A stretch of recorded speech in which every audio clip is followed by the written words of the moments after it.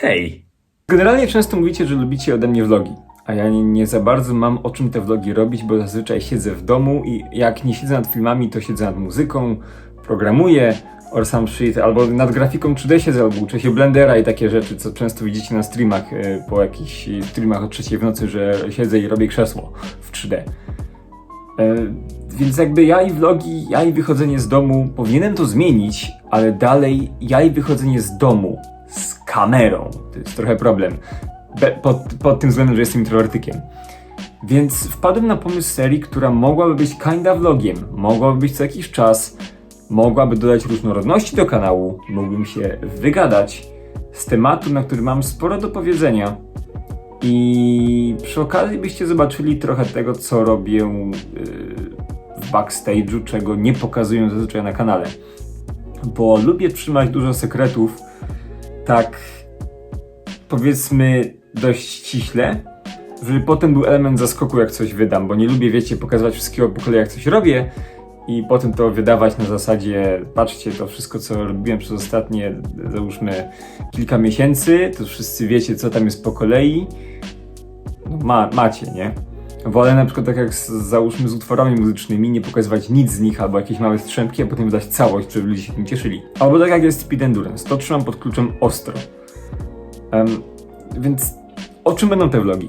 To będą devlogi. Devlogi w sensie, że dev od development, czyli programowanie. Kinda.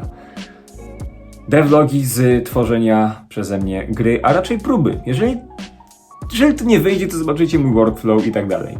Bo obecnie, wiadomo, Speed Endurance ciągnie się w cholerę.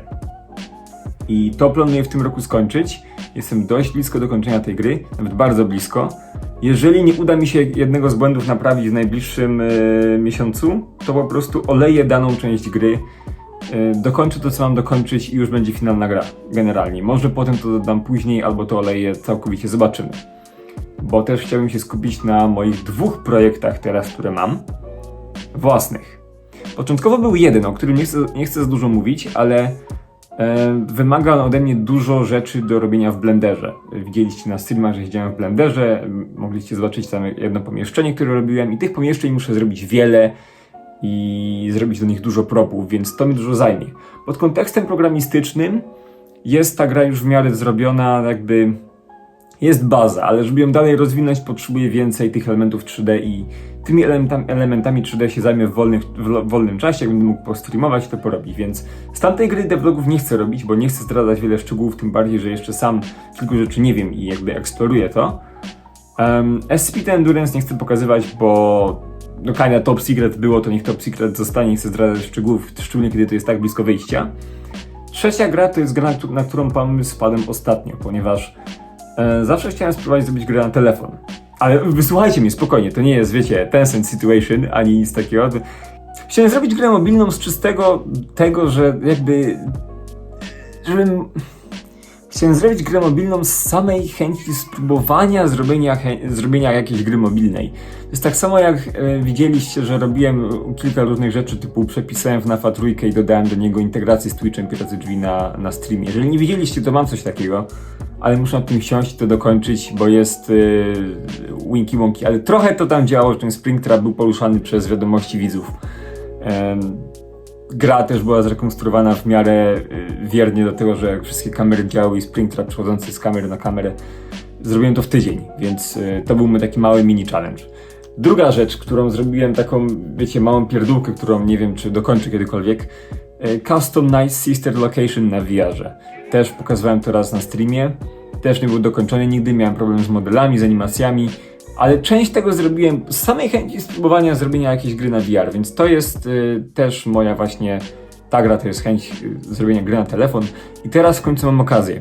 Więc generalnie zawsze siedziałem w Unity, jeżeli chodzi o język programowania, bo Unity miał fajne 2D, w nim się zacząłem uczyć w ogóle programować od JavaScript, potem przeskoczyłem na C# i siedziałem w tym Unity zawsze, praktycznie napisałem Speed Endurance pierwsze, znaczy tam to 50 tytułów najpierw, potem zrobiłem rewrite, zrobiłem to Speed Endurance, kilka innych rzeczy związanych z 2D i tak dalej i mówię, no Unity jest bardzo fajny do 2D, ale jakkolwiek się zawsze zabieram za 3D w tym silniku, to jest takie mech. Więc zacząłem robić te rzeczy w Unreal Engine. W Unreal Engine tam porobiłem kilka rzeczy, między innymi to VR, między innymi prototyp innej gry, którą chciałem stworzyć. Mam prototyp gry, w której jest część mojego pokoju ze wszystkimi shaderami w 3D, jakoś tam shaderami bawiłem, że można się rozglądać i tak dalej. Z trochę działającym komputerem, takim Welcome to the Game style. Bawiłem się tym Unreal Engine, ale dalej jest dużo w 3D i to był etap, kiedy ja jeszcze w ogóle w Blenderze nie siedziałem, więc do Blendera próbowałem się bardzo jakoś przystosować, więc powiedzmy to tak, ugrzązłem w 2D, Unity nadawało się do 2D najlepiej, bo Unreal Engine a jakieś inne silniki nie przypadały mi za bardzo do gustu, no bo zawsze się mówi o Unity i Unreal Engine i żeby znaleźć dokumentację. Żeby znaleźć dokumentację do innych silników, to jest często katorga, a ja na tej dokumentacji bardzo bazuję, bo ja się uczę w ten sposób, że robię coś, czego nie znam.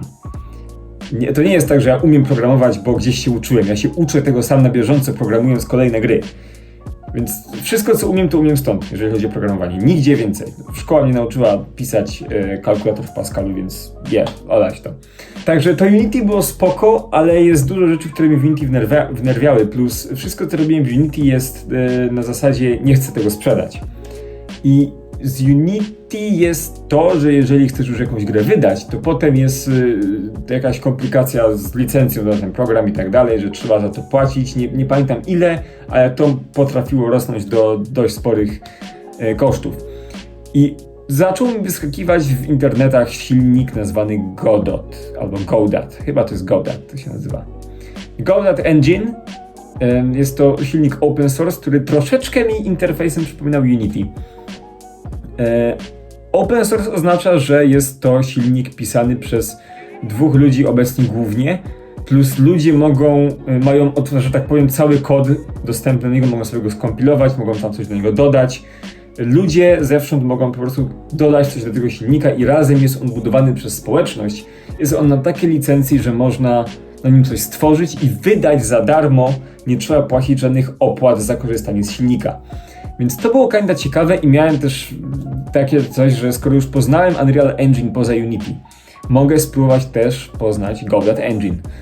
I stwierdziłem, że spróbuję coś na nim zrobić. Wymyśliłem sobie prosty koncept gry, spróbowałem zrobić jakieś proste rzeczy na zasadzie to, co znam z SCPD Endurance, czyli na przykład jakiś prosty shader, proste ruszanie kamerą. I spróbowałem to zrobić i powiodło mi się, nawet fajnie mi się w tym się działo, chociaż musiałem nauczyć się kolejnego języka programowania, bo Godot wspiera C#, ale tak pi razy drzwi, plus i tak nie jest to samo co w Unity. I podobno najlepszym językiem to jest GDScript, który jest konkretnie pod ten silnik pisany i który jest bardzo podobny do Pythona. Z Pythonem nie miałem nic wspólnego. Wiem jak język programowania wygląda, ale nie miałem z nim nic wspólnego. Więc praktycznie się uczyłem go od zera. I powiedziałbym, że miesiąc spędziłem przy tym silniku, 2 i bawię się przy nim świetnie. Więc kończąc moją historię. Siedzę teraz na Godot Engine głównie. SCP Endurance jest dalej na Unity. Druga gra, którą robię, jest na Godot Engine. Trzecia gra teraz, ta mobilna, też będzie na Godot Engine. Co mi się strasznie podoba w tym silniku to, że przy Unity masz Unity, sam edytor, który waży tam ileś tonę giga i jest, wiecie, ciężki strasznie. Dodatkowo Visual Script musisz sobie ściągnąć, czy tam Visual Studio, który jest osobnym innym jakimś środowiskiem programowania. Te dwie ciężkie rzeczy razem, chodzące razem, 2 osobne okna, to strasznie, wiecie, dużo miejsca zajmuje. Do tego nie wyobrażam sobie mieć do tego mniej niż 2 monitory. Nie da rady. Godot Engine ma w sobie wzbudowany edytor skryptów. I to, że ten program jest w oknie, pchnęło mnie tym bardziej do tego, żebym ogarnął sobie jakiegoś małego, nawet myślałem o netbooku, jak tutaj były te małe takie, wiecie, naprawdę małe z klawiaturą, gówno specs, byleby coś tam móc sklepać na tym kod po prostu w Godot Engine, nie? Mam laptopa swojego starego, Dell Vostro 3640, jeżeli chcecie sobie wygooglujcie, to jest laptop, na którym prowadziłem większość tego kanału w erze FNAF-a, jak to tam było. To jest laptop, który naprawdę, ten laptop siedział pod tym wiatrakiem, tak?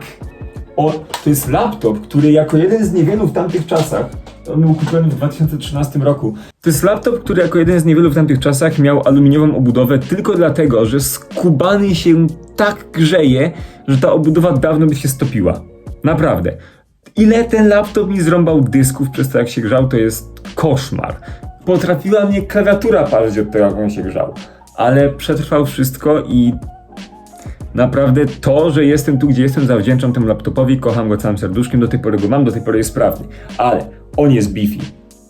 On jest naprawdę beefy. On jest, no nie wiecie, nie jest jakiś to demon wielkości 14 cali, ale jest dość gruby i jest ciężki w cholerę. Więc nie jest zbyt wygodny. Więc jakby zacząłem się rozglądać z tym laptopem, jakimś malutkim netbookiem do tego programowania. I zacząłem szukać wśród Maców, bo mówię, no Mac mi wystarczy, Godot Engine jest na Macu. Maca i tak potrzebuję do kompilowania gier na iPhony, iPady, więc może mi się to razem fajnie złączyć. Więc mówię, nie chcę wydać 6000 na laptop, który będzie w bazowej konfiguracji. I nie wiem, czy z niego skorzystam, bo to jest moje pierwsze starcie z systemem macOS, więc nie wiem, czy w ogóle z niego skorzystam jakkolwiek. I znalazłem tego MacBooka 12 cali, model z 2016 roku, a Apple się z niego wycofało. Ten laptop to jest jedna wielka bateria. On ma płytę główną wielkości telefonu. Nie ma żadnego chłodzenia, zero wiatraków. No ale mam tego laptopa od 2-3 tygodnie i jestem z niego mega zadowolony. Działa na nim dużo więcej, niż bym chciał. FL Studio mi będzie spoko na tym działało. Montowanie filmów zależy. Jeżeli chcę mieć jedną warstwę, ujdzie. Jeżeli więcej i efekty, ciężko. No i właśnie w tym jest sęk, że to teraz dało mi możliwość do robienia gier na telefony i iPady. I rozgryzłem już, jak to wszystko działa. Wziąłem sobie prototyp starej gry i zacząłem wyciągać z niego asety pikselowe, żeby to za dużo, wiecie, jakoś resursów nie jadło, bo to oczywiście gra 2D będzie. I zacząłem je ładować do projektu, zacząłem coś tam ogarniać, jak to wszystko działa i mam pierwsze jakieś prototypy tego, jak wyglądają tutaj rzeczy. Jakby wszystko się składa, że mogę robić te devlogi co jakiś czas i pokazywać wam efekty mojej pracy nad tym, co planuję z tym zrobić. Nie wiem mówić już, sorry. Macie tutaj podgląd na pierwszy jakiś tam prototyp, co tutaj, wiecie, działa. Mam zrobioną tą gałkę do sterowania postacią. Postacią da się sterować,